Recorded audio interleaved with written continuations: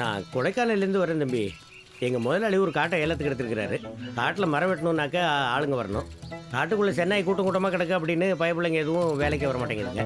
உங்களை மாதிரி வேட்டைக்காரங்க வந்து துப்பாக்கியோட அப்படி நின்னீங்கன்னு வைங்களேன், ஆளுங்க வேலைக்கு வருவாங்க, நாங்கள் மரத்தை வெட்டிடுவோம். ரொம்ப நாளைக்கு இல்லை, 1 மாதத்துக்கு தான். நீங்கள் ஒன்றும் சும்மா செய்ய வேண்டாம். தங்கறதுக்கு அருமையான இடம், தரமான சாப்பாடு, கை நிறைய சம்பளம், இதெல்லாம் முதலாளிட்டு சொல்லி நான் உங்களுக்கு வாங்கி தரேன். டேய்,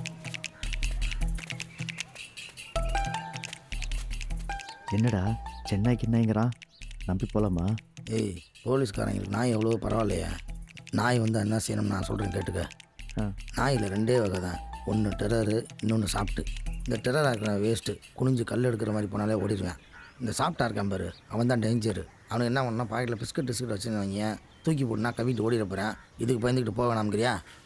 ஆமாய்யா, போலீஸ்காரங்கிட்ட மாட்டணும் வச்சு செஞ்சிருவாங்க.